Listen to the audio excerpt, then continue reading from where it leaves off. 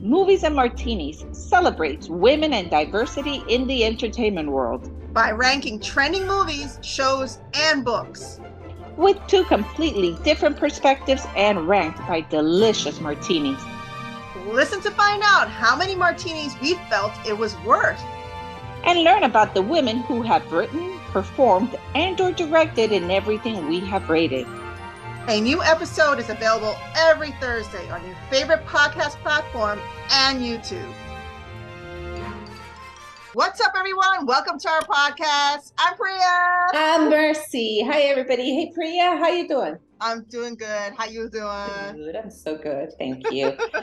I'm so excited about what we're going to talk about. I know. This show has gotten so many good reviews. Okay. And it's just all over social. Before we even talk about the show, though, hold on. Total spoiler alert, because the last episode of the second season, which is the latest season, just came out. And yes, we watched the whole thing right away because we were obsessed with it. Of course. But total spoiler alert. In case you haven't watched it, you might want to hit pause on us, finish the show, and come back. Now, if that's not the case, if you watched it, let's talk about it. And if you're debating whether to watch it or not, then we can tell you all about it. So, big drum roll, tell us what show we're talking about, Priya. The Summer I Turned Pretty. Yeah. Okay. So, before we even go into the show, because you know we love books, okay? Yes. Let me talk really quick about the book, the inspiration behind the show. So, it's based on a book. Yes. The book were published between 2009 and 2011 because it's actually a trilogy. Did you know that, Priya? No, I didn't know it. So there's three books. So 3 seasons? I don't know about the seasons, but I do know there's 3 books. Oh. So author Jenny Han actually wrote The Summer I Turned Pretty as her first book. Then she wrote her second book, which was, wait, I just had it right here. I want to make sure that I see them in the right order. Okay. The second one is called It's Not Summer Without You, which is interesting because that's the book that she writes. In the book, Belly's mom, the book she writes, that's what the book is called. Oh. It's Not Summer Without You. Oh, I didn't realize that. Yes, because she goes to the book readings and she's the writer, and that's the book she was writing the whole time, and that's the book she writes. So It's Not Summer Without You. And then the third book is We'll Always Have Summer. So I just wanted to throw that in there so everybody knows they might be excellent reads. So check them out, and then we could see and compare them to the show, right? Yeah. So the show, I'll let you talk all about the show and tell us what the show is all about for those that may not be familiar with it. But it does have 91% Rotten Tomatoes. So I want to throw that in there. Yep. And 7.4 on IMDb. And it's available on Prime, guys. So if you want to watch it, it is available right now. Yes, and it's just Amazon so Prime. good. It's so it's funny because when I started watching it, my husband was like, "This is like Dawson's Creek." So all your heads out there, like from the 90s, you'll remember Dawson's Creek. And it has that vibe. But it's so good. So it's about a young girl. Her name is Belly, like Mercy had mentioned. And she's caught in a love triangle between 2 brothers that she grew up with. And she deals with her first love and her first heartbreak during like the perfect summer at this house that they all go to every summer together. So it's her mom and her mom's best friend and her best friend's house that they all visit every summer. And the 2 boys that she grows up with, in addition to her own brother, fall in love with her. And it's a lot of drama and it's a lot of heartache. And you're just like, oh my God, who are you going to pick this? Who are you going to pick this episode? Yes. So a couple of things about exactly that. Yeah. It is considered a coming of age drama romance. Yes. So that's what it's all considered. Interesting enough, right? It's the 2 best friends, and then the one that owns the house, this beautiful beach summer house, has 2 sons. They're the main characters on one end, right? And then the best friend has a daughter and a son, Belly and Belly's brother, as you said. Yeah. So I thought, okay, so who's the main character in the show? It has to be Belly, right? It's not Belly. It's actually Jeremiah. Yes. What? Yes, so he's the main characters. And Jeremiah. He's one of the brothers, guys. So it's Conrad and Jeremiah is one of the Yeah, brothers. so Jeremiah is the younger brother. So he's really the main actor or the main character when the book was written and when the show was. But where'd you see this? Is this from the book? I'm looking at it in the cast and how they place the actors. So if you go to the cast, it'll show you Jeremiah as the main character, Belly is second, and then Conrad, which is the older brother, comes in third. Then Belly's brother, Stephen. Yeah. And then it goes on, and it has all the different actresses and actors. But oh my gosh, what a great cast. And what a beautiful story, and what beautiful scenery. And overall, the freaking music is insane. Oh my God. After the whole show, I'm like, I know Mercy's loving this right now. It was Taylor Swift all over the place. They threw in One Direction throwbacks. Just crazy to say, but wow, it was so good. Music was excellent and always perfectly placed. It just had so much. That one song, Snow on the Beach by Taylor Swift, and they're on the beach and there's snow. I'm like, did they write this song specifically for this scene right here? Like, it was perfect. It was perfect alignment. Right? Yeah, it kind of made me think if the writer was inspired by all of Taylor Swift's songs, right? If they inspired her in her writing or not. So yeah. Very true. Yeah, so I think this show was originally, I guess, geared or promoted for teenagers, high schoolers, basically just your teenage kids. Yeah. However, the moms seem to find a big liking to the show because it has so much more than kids in love. And hello, we were all kids in love at one point, weren't we? Yeah. So yeah, you can definitely relate with the characters. You relate with Belly because it's so complicated, and it's, so easy for me to say, right? Or to see people say, oh man, she shouldn't do that, or she shouldn't have done that, or she should have chosen that. But life is so complicated, and nothing ever is black and white, and your emotions are kind of everywhere. There's no such thing as just that one person and that's it. Disappointment is real, deception is real.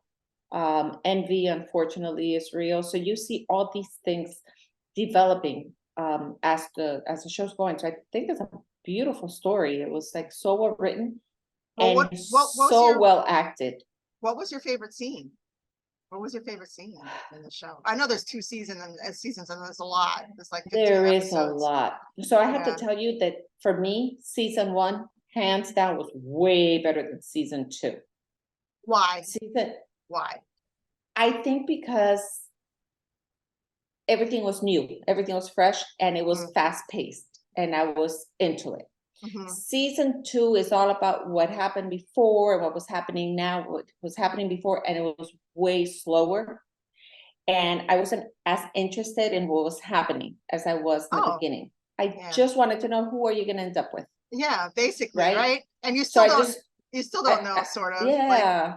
So I just went through it just to see what was going to happen. I was a little bit over the repetition of, that circle of life that they were going through, where Conrad is in love, he's not in love, he's in love, he's not in love, and then the ups and downs. The poor kid, he was going through. So his mom was dying. His mom was dying of cancer, and nobody knew that that's the reason why he was acting he internalized all problems to not burden anybody else with the problems. He knew about the dad cheating on the mom. He knew about the mom's cancer returning. So the mom is dying. That's a big part of the show. And he was internalizing that. And then he was having panic attacks. Then he knew that she didn't want to have treatment anymore. She wasn't going to go for treatment, cancer treatment. She was just going to let it go. So there was a lot going on. And a lot of heavy stuff. Yeah. And he was a victim to the circumstances in his life. So you could see why he was acting the way he acted. So you felt for him.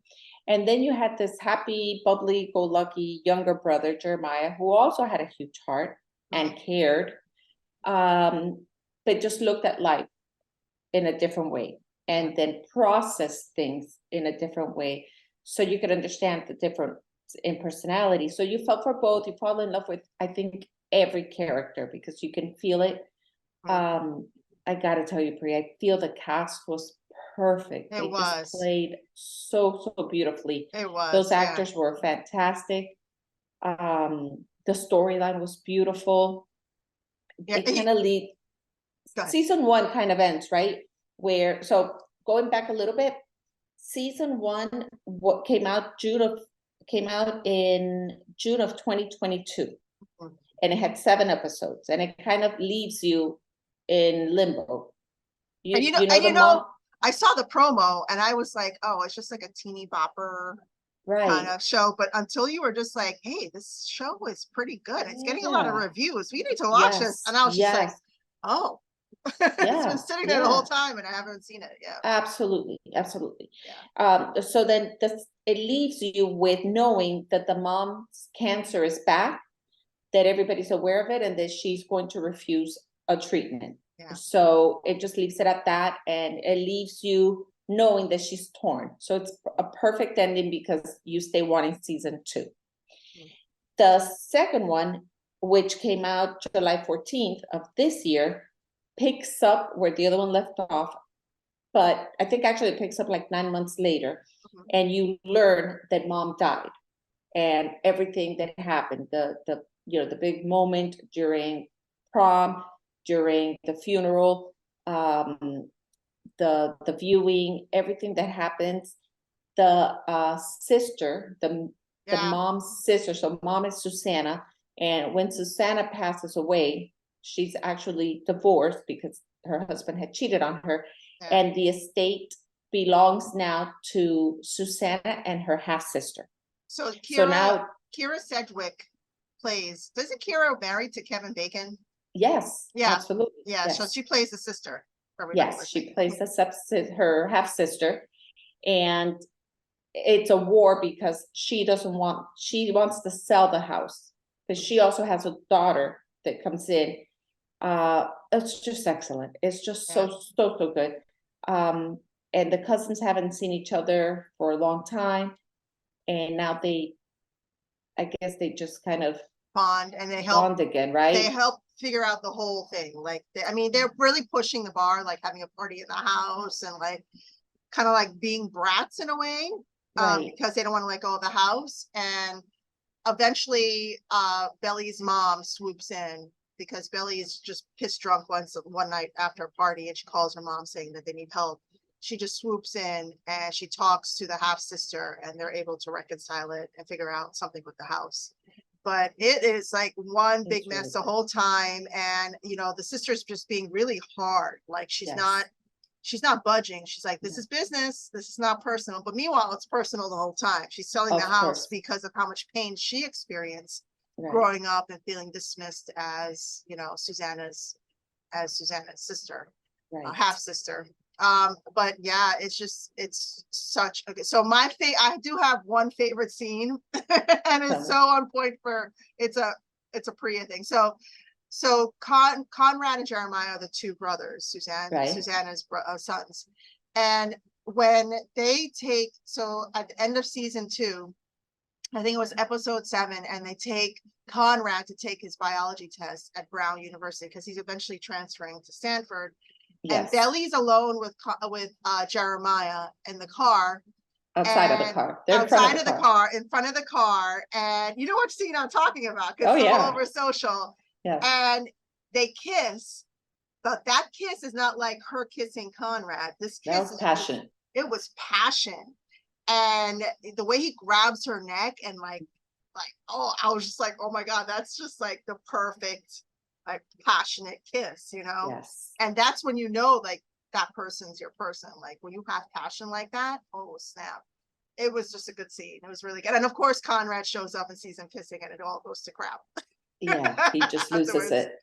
And then you're like, oh my God, is Billy gonna go back to Conrad now? Because now he's gonna be sulking, and he was sulking and he was bothering them the whole time, and it was just a whole big mess. And they have the storm, and they end up in the same hotel room that same night. It was pretty intense and crazy. So now basically the show ended she's, she chose Jeremiah. That was her choice. And it seems like they're happy and all is good. And hopefully, Conrad's going to move on. At least that's what he's saying he's going to do, and what everybody's hoping.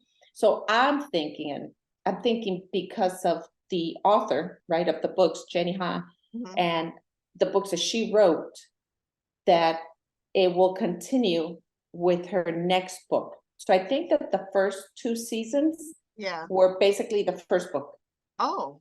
And it throws little hints of the second book coming up, which is the book that Laurel wrote. Yeah, so The Summer Without You. So do you think, so here's another theory. So that sounds like A Summer Without Susanna. So the second season. Yeah. Okay. Laurel, so that could be. Because that's the first full summer without her best friend being there, and her best friend's the one who pushed her to write the books. And it just sounds like that. It just sounds like, I haven't read the book. So if that's the case, then season 3 could be the third book, and then it would be going with the books. And then the third book is actually called We'll Always Have Summer. Oh. So it might be that they come back later on and they're adult, who knows? They might come back as adults and they have families and whatever. And they go back in time to think about what happened in the summer. I don't know. There's so many possibilities. It kind of leaves it open to so many different things. But it's definitely, it leaves it open for a season 3. I could see that. And I also feel like, so going back to the characters and us talking about like how good the cast was, there were a lot of amazing female roles. And I feel like even Belly's character, she was a strong young female, and just the way, and the moms, and the way they responded to stuff was like, no, I'm not going to be gaslit, or no, I'm not going to be like, they were very strong in their responses to stuff. And I love that with their characters and how it was written. So yeah, kudos to the director and the author of the book. Like this was just a phenomenal piece. Yeah, I agree with you. I agree with you 100%. And I was trying to find out, I had heard something to the effect of the last episode of the last show, this one that we just finished. Had something like 100,000 views more than any other show in a long period of time that was in different platforms. Yeah, it was like some big news. And I can't remember where I heard it, and I haven't been able to find it. But yeah, people were talking about how many views the last show got compared to the entire show itself. So it looks like some people watched a couple of shows, but everybody watched the last one. They just wanted to know, okay, but who does she pick? So right now, it was like Team Edward, or remember? Twilight. Oh my God. Yeah, it's kind of that. What team? Yeah. So and they did a little bit of that. Remember with the candies? Yeah. I think it was Sour Patch and the fish. Oh my God, was it jelly? It's not jellyfish. Yeah, in the car. So you're talking about the scene in the car where the boys pick up candy for her. Right, but it goes even further than that, because her best friend says we're going for Team Jellyfish, I think it was, because that was Jeremiah. Yeah, but meanwhile, she doesn't like jellyfish. No, the red she jellyfish. didn't. She likes the Sour Patch. Which is what Conrad had said. So do you think that's like a Easter egg for the future? Yeah, you don't know. Okay, what team are you? Are you Team Conrad or are you Team Jeremiah? I don't think I could pick a kid. I mean, honestly, both kids have such huge hearts. They're just two great humans, and they both love her. But I'm torn, because I want to say if she's really going for the true passionate love, right? It would have to be Conrad, because that was her crush from day one. So you can go with passion. But she was passionate about Jeremiah too. And I think Jeremiah can give her everything. Like, he's the whole package for her.